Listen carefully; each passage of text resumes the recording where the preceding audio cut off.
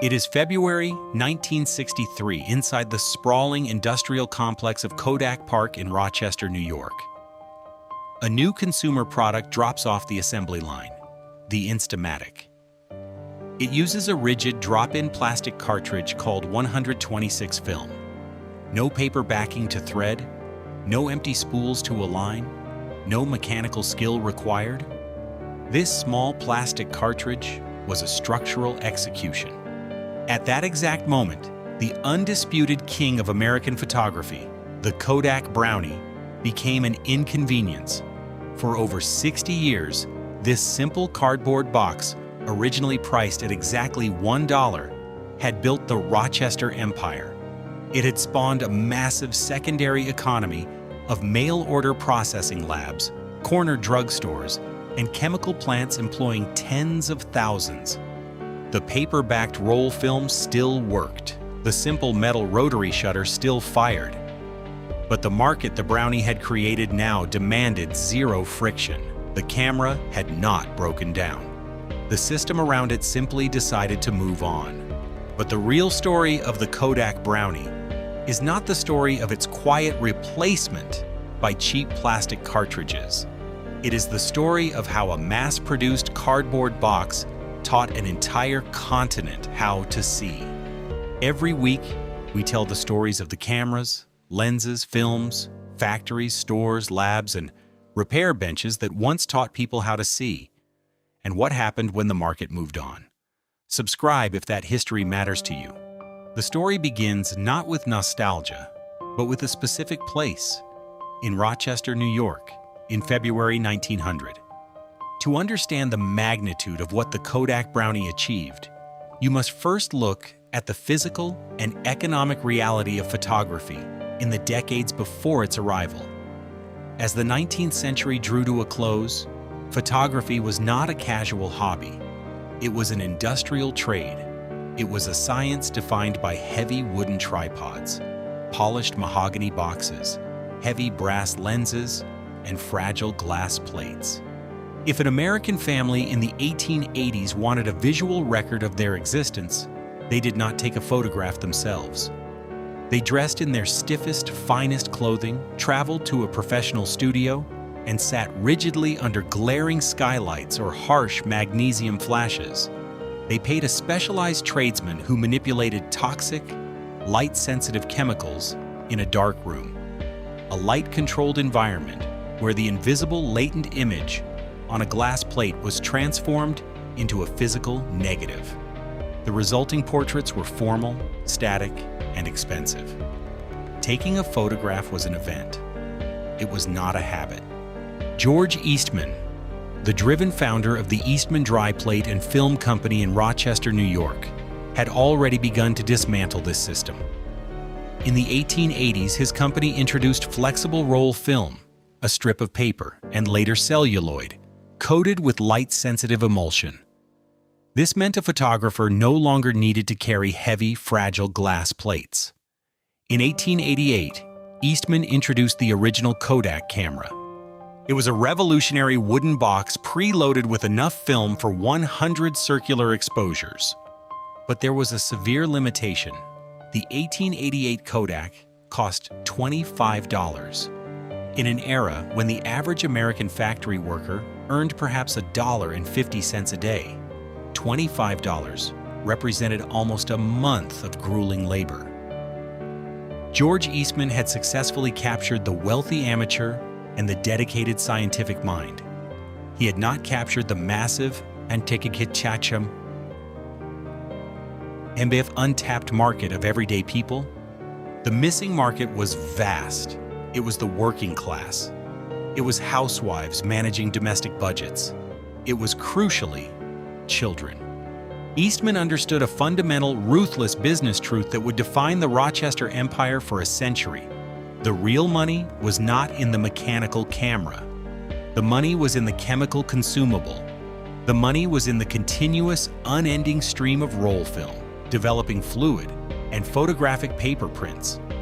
To sell more film, Eastman needed a camera so ridiculously cheap, so utterly simple, and so ubiquitous that the act of taking a photograph would become a careless, everyday afterthought. In late 1899, Eastman summoned his chief camera designer and manufacturer, Frank Brownell. Eastman handed Brownell a seemingly impossible industrial mandate. He needed a camera that worked reliably. He needed it to be practically indestructible in the hands of a child. And he needed it to be manufactured cheaply enough that it could retail for exactly $1. Brownell could not use mahogany. He could not use heavy brass. He had to strip the concept of a camera down to its absolute physical minimum. Brownell constructed the body using jute board, a thick, rigid, heavy-duty cardboard. To protect the cardboard from moisture and the wear of daily handling, he wrapped the entire box in black imitation leather. The back of the camera featured a simple wooden film carrier. It was a masterclass in austere engineering. The optical system was equally primitive. There was no complex multi-element glass. The camera relied on a simple meniscus lens, a single, curved piece of glass positioned behind the shutter plate. This lens was fixed focus. The user did not have to guess the distance to their subject. Everything from roughly 10 feet away to infinity was acceptably sharp. Behind the lens sat a rotary shutter, the timed mechanism that opens and closes to expose the film. In the new camera, this was just a stamped metal disc with a hole cut into it, placed under tension by a simple wire spring. When the user pushed the metal lever on the side of the jute box, the spring yanked the disc. The hole swept past the meniscus lens, allowing light to strike the film for roughly 1/50th of a second. This specific shutter speed was mathematically chosen for outdoor daylight. If the sun was shining over the American landscape, the exposure would be correct. The camera utilized a brand new film format explicitly designed for it, 117 roll film. It produced a square image, 2¼ inches on each side, allowing for 6 exposures on a single roll. By February 1900, the camera was ready. But Eastman knew that a cardboard box needed an identity. He licensed the name Brownie from a wildly popular series of children's books, written and illustrated by Palmer Cox. The Brownies were mischievous, hard-working little sprite-like characters. Eastman Kodak plastered these cartoon sprites all over the advertising, the instruction manuals, and the yellow cardboard packaging. The marketing strategy was deliberate and targeted. Kodak was pitching a chemical and optical system directly to children. If a child could operate it, the implication was that anyone could. The physical arithmetic of the new system was staggering. The camera itself cost $1. A 6-exposure roll of 117 film cost 15 cents. When the roll was finished, the child could mail it to Rochester or drop it at a local dealer. Processing the negatives and printing the 6 square photographs cost exactly 40 cents. For a total initial investment of just $1.55, a child, or a working-class parent, could become a photographer. They did not need a darkroom. They did not need to understand chemical dilution. They only needed bright sunlight and a finger to press the lever. The reception was an avalanche. Within its very first year of production, the Eastman Kodak Company sold over 150,000 Brownie cameras. The manufacturing floor in Rochester struggled to source enough jute board and imitation leather to meet the orders flooding in from dry goods stores, pharmacies, and mail-order catalogs across the country. The $1 price tag had shattered the economic barrier to visual memory. The camera had found its market. The market had not yet revealed its true scale. The cardboard box was a marvel of cost reduction, but the box alone did not conquer America. The true breakthrough of the Kodak Brownie was not optical. It was physical, logistical, and relentlessly commercial. To understand why the Brownie demolished its rivals, you have to look at the landscape of American retail in 1901. At that time, a serious competitor like Anthony and Scoville, which would later become Ansco, was producing beautiful mahogany and brass falling plate cameras. They were precision instruments, but they were sold in specialized optical shops, or dedicated photographic supply houses. A customer had to actively seek them out. They had to know they wanted to be a photographer before they walked through the door. George Eastman bypassed the specialized optical shop entirely. He understood that a camera priced at $1 could be treated like dry goods. Kodak salesmen aggressively pushed the Brownie into cornered drug stores. They placed them on the glass counters of Rexall pharmacies across the country. They stood them next to aspirin, fountain pens, and shaving soap. You did not have to be looking for a camera to buy a Brownie. You only had to be waiting for a prescription. But the ultimate distribution breakthrough arrived through the mail. In the early 1900s, the Sears, Roebuck & Company catalog was the consumer Bible of rural America. It was a massive telephone book-sized directory that brought the department store to the isolated farmhouse. When the Brownie appeared on the dense woodcut illustrated pages of the Sears catalog, it gained instant access to millions of households that had no local optical shop. The Sears catalog listing presented a ruthless price comparison. On one page, a traditional folding plate camera cost anywhere from $8 to $15. On another page, the Brownie was listed for exactly $1, alongside a pitch that emphasized it was not a toy, but a working, reliable instrument. Yet, distribution was only the visible half of the system. The hidden half was the mechanical evolution of the box itself. The original 1900 Brownie used 117 film, which was cumbersome to load. In 1901, while Kransin I Nainsham Kimchi, Frank Brownell designed the Kodak Brownie No. 2. This model introduced a new film format that would change the industry forever: 120 roll film. 120 roll film, a continuous strip of emulsion-coated celluloid backed by an opaque strip of paper, wound tightly onto a wooden spool with metal flanges, was a masterstroke of chemical and physical engineering. The paper backing allowed the film to be handled in broad daylight without ruining the sensitive emulsion inside. Before this, changing a glass plate required a completely dark room or a heavy, light-proof changing bag. Now, a mother at a picnic could reload the camera while sitting on the grass. Loading the Brownie No. 2 became a tactile, standardized ritual. The user pulled a metal pin to remove the internal film carrier from the cardboard box. They inserted the fresh spool of 120 film, pulled the tapered paper tab across the focal plane, and threaded it into the narrow slot of an empty metal take-up spool.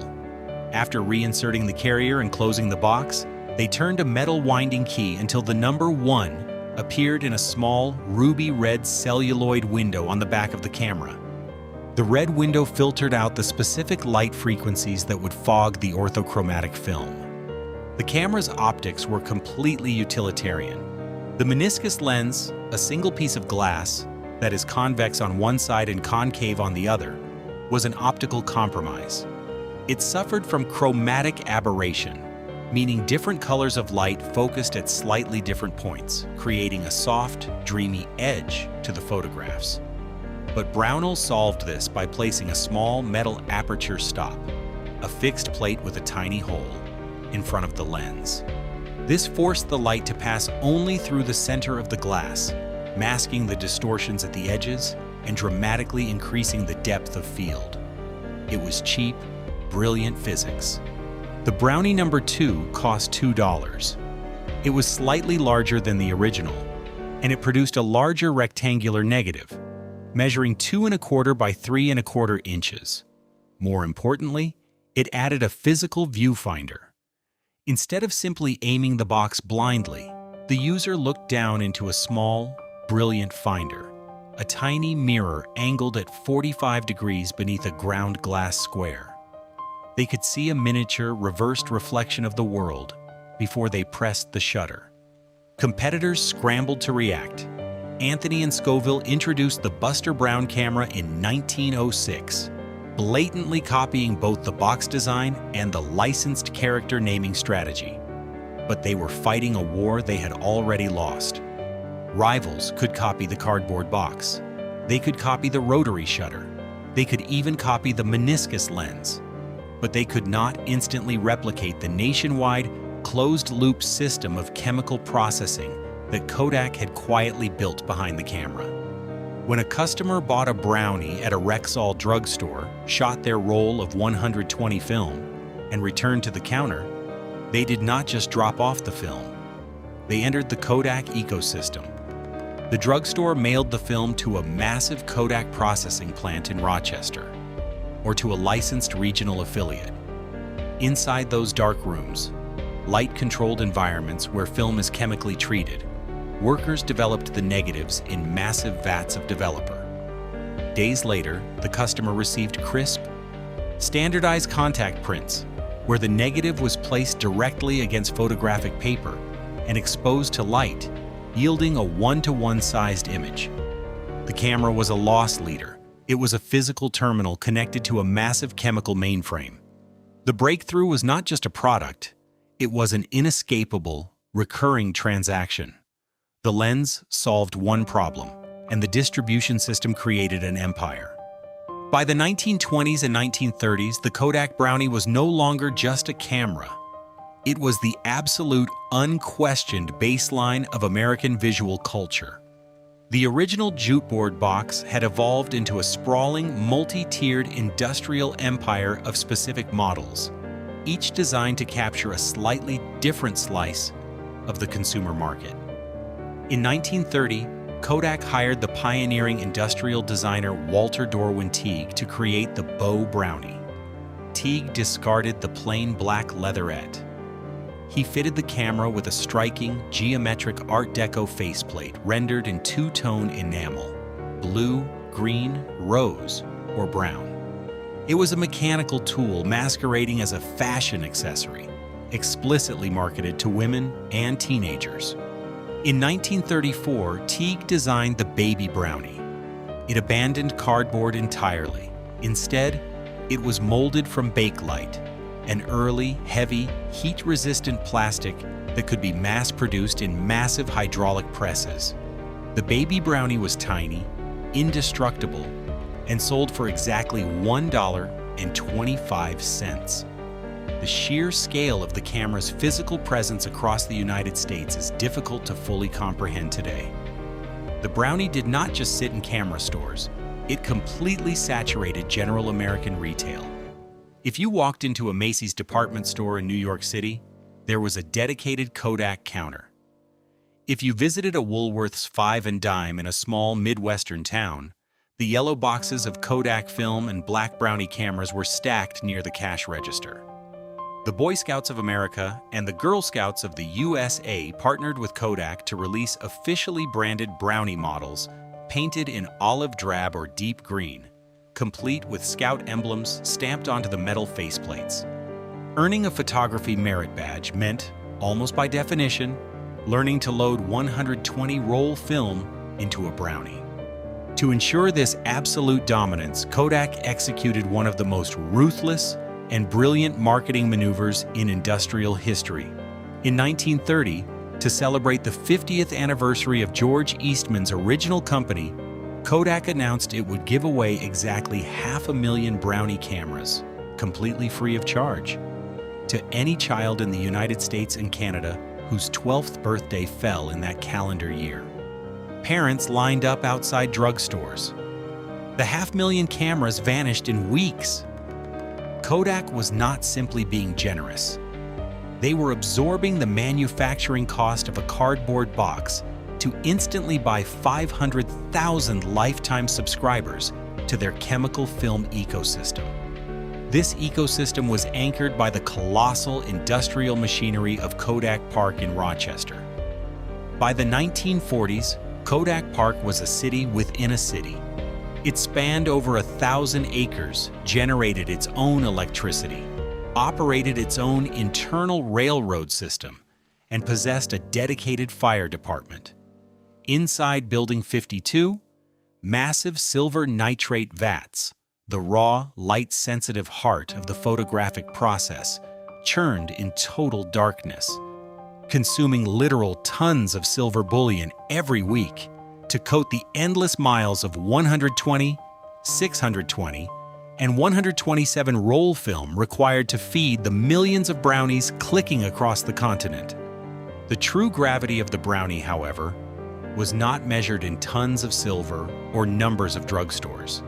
It was measured in the cultural habit it cemented during the defining moments of the 20th century. When the United States entered World War II, millions of young men packed their canvas duffel bags. Inside many of those bags, wrapped in spare socks or tucked into side pockets, was a simple Bakelite or metal Kodak Brownie. The complex, expensive German rangefinders like the Leica were reserved for specialized press photographers and affluent professionals. The Brownie belonged to the infantrymen. Its mechanical simplicity meant it could survive the dampness of a transport ship or the shock of a Jeep ride. Back home, mothers used them to photograph children growing up on front porches, mailing the small, square, black and white contact prints to fathers stationed in the Pacific or Europe. The camera had become the primary emotional tether across thousands of miles. If this camera disappeared, America would not simply lose another manufactured consumer good. It would lose the physical tool that allowed ordinary people to write their own visual history. Before the Brownie, history was recorded by professionals. After the Brownie, history was recorded by the participants. In a family living room, the camera did not merely record memory, it decided which memories became physical enough to survive. The brand was an unbreakable cultural monolith, but a monolith is only as strong as the foundation it rests upon. The true scale of the Kodak Brownie empire in the 1950s was not visible in the camera itself, but in the sprawling, decentralized network of chemical processing it demanded. The cardboard boxes and their Bakelite successors were merely the collection points. The real industry happened after the shutter closed. Across America, a massive secondary economy of independent and Kodak-affiliated photo labs had emerged, built entirely to service the endless river of 120 and 620 roll film.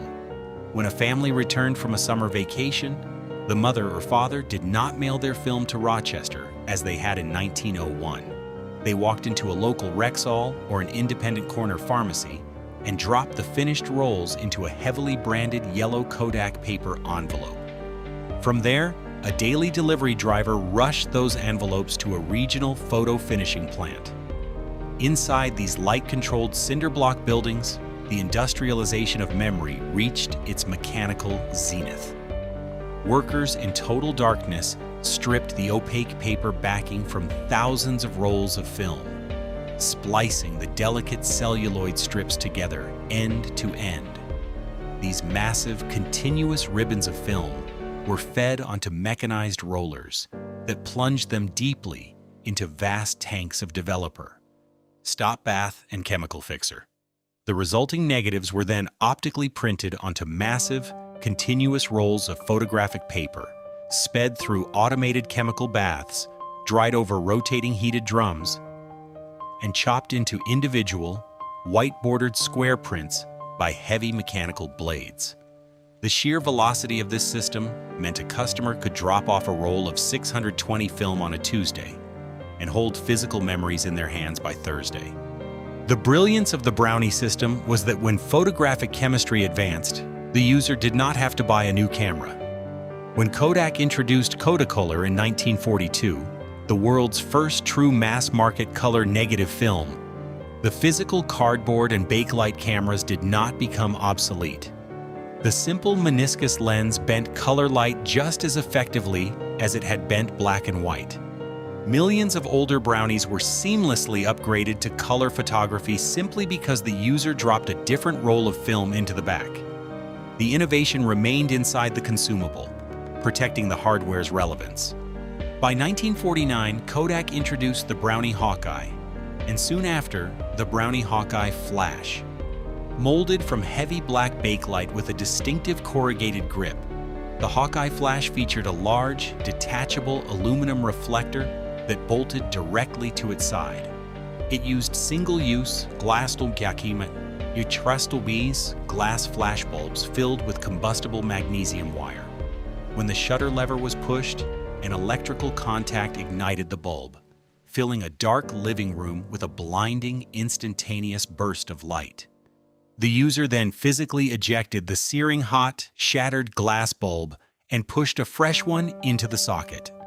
The Hawkeye flash brought the Brownie indoors. It captured Christmas mornings, birthday cakes with blown-out candles, and basement parties. It sold in the millions.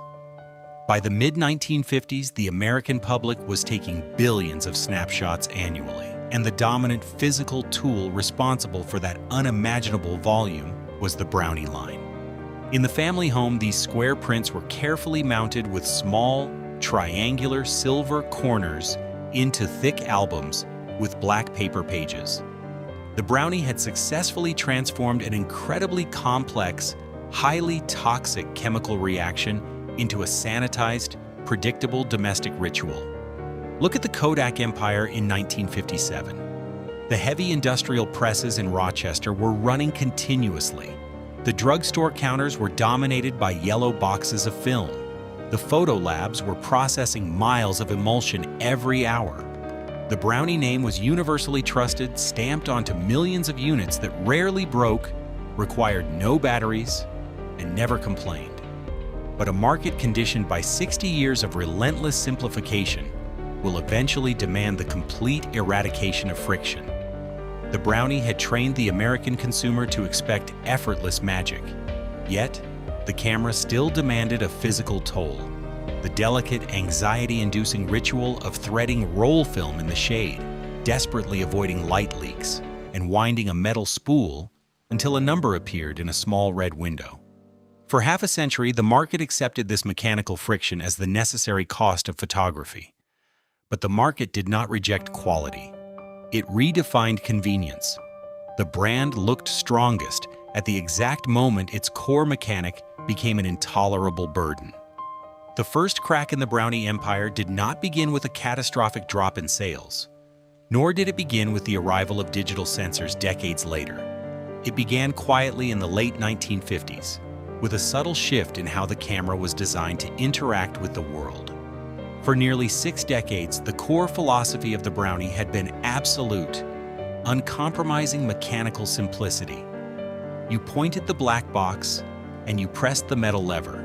The user accepted that they needed bright sunlight for the fixed 1/50th of a second shutter to expose the negative correctly. If it was cloudy, you did not take the picture, or you attached a blinding single-use flashbulb.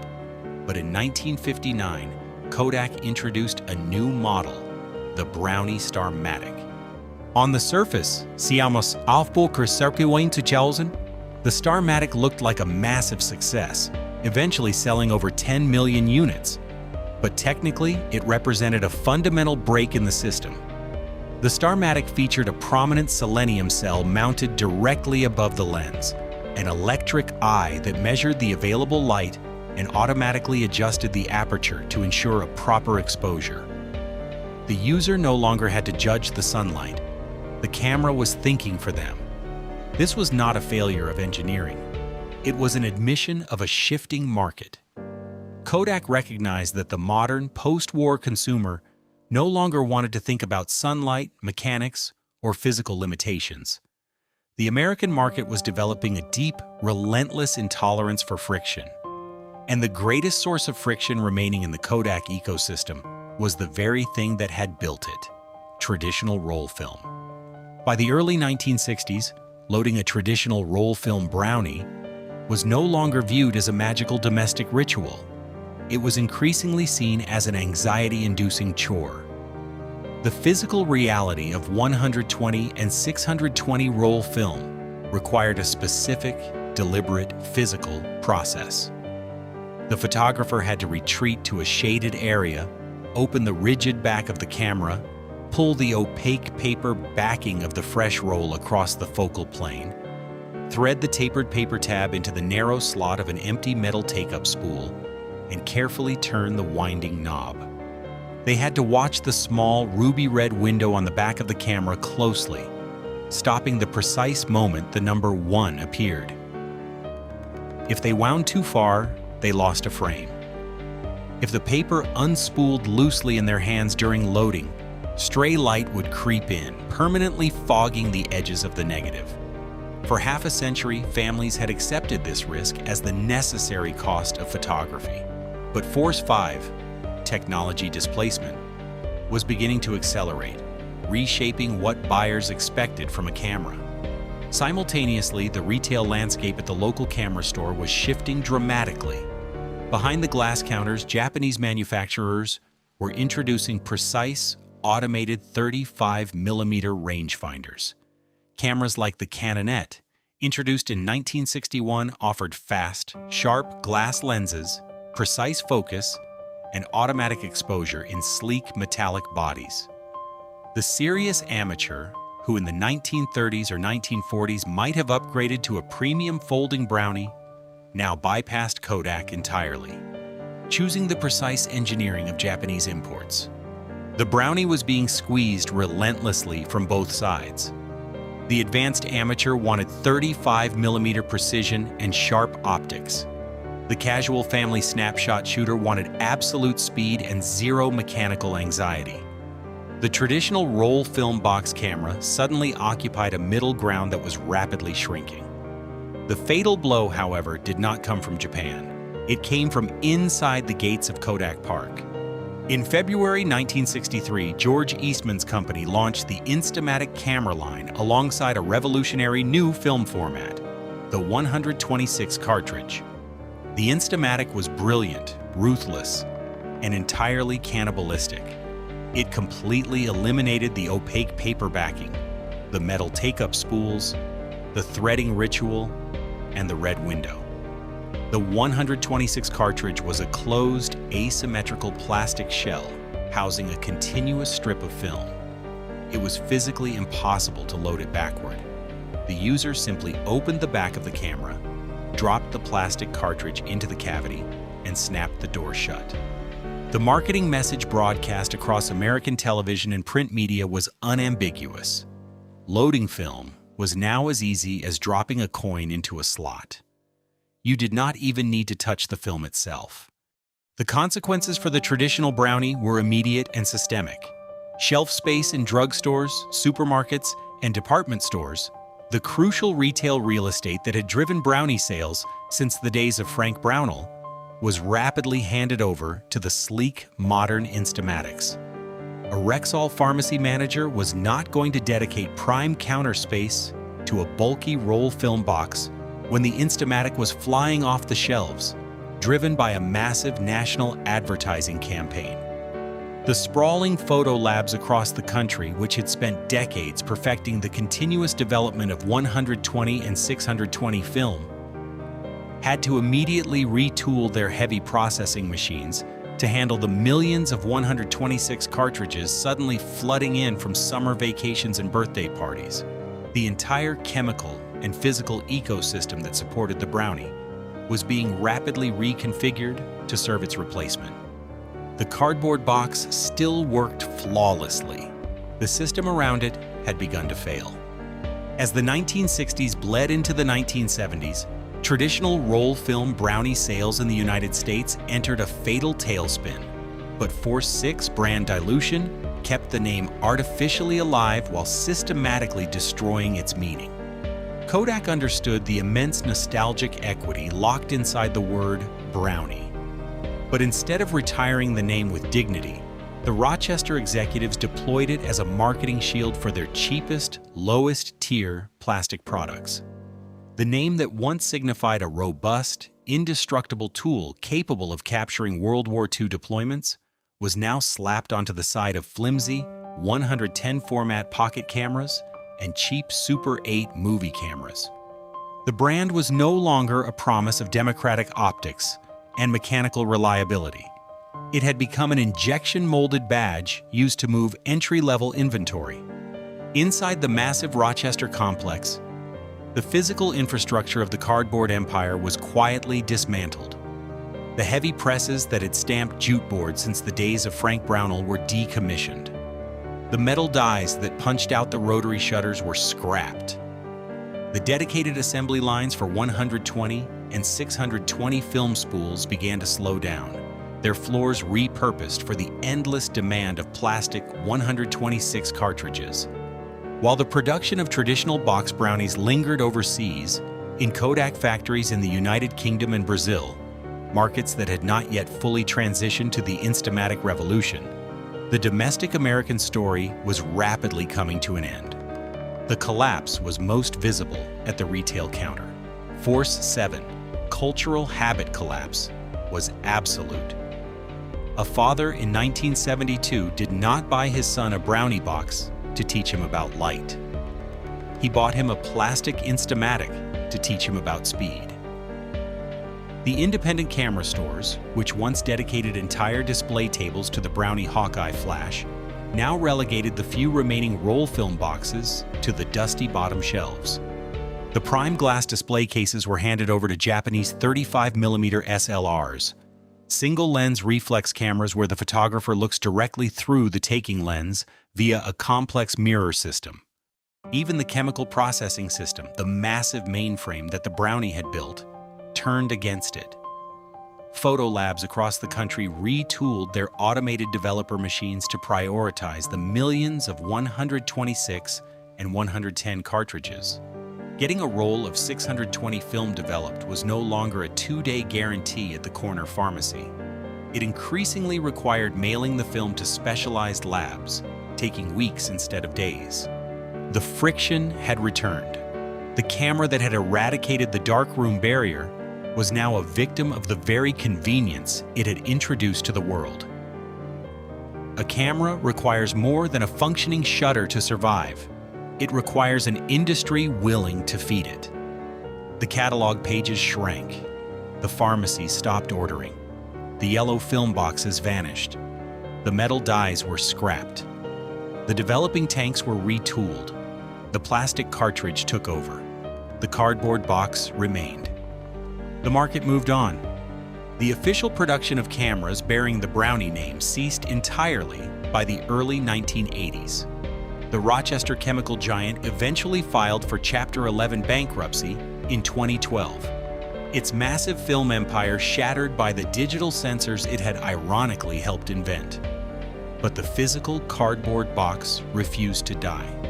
Today, if you walk into almost any antique mall, flea market, or used camera shop in the United States, you will find a Kodak Brownie sitting on a glass shelf.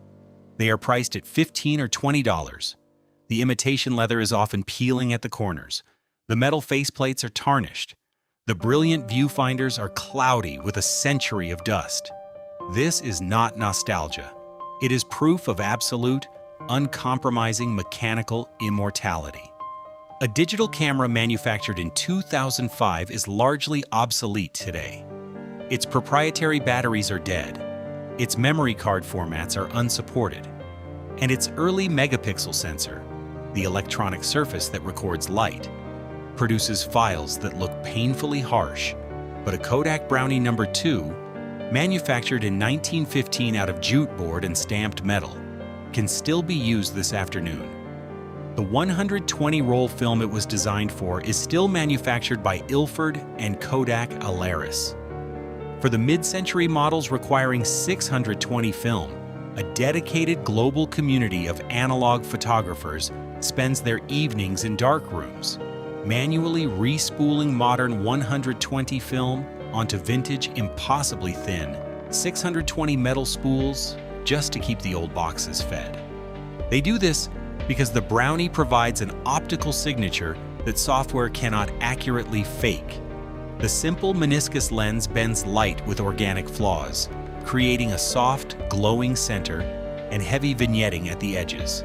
Modern fine art photographers mount these ancient cardboard boxes onto heavy modern tripods, using the primitive mechanics to capture a dreamlike interpretation of the world that stands in stark defiance of modern, ultra-sharp clinical lenses. The industrial footprint that birthed them is mostly gone. Vast sections of Kodak Park have been demolished, replaced by empty lots or repurposed business parks. The heavy presses are melted down. The corner drugstores that built the empire are now generic chain pharmacies, that have not sold a roll of film in decades. But the behavioral system the Brownie engineered remains the foundation of the modern world.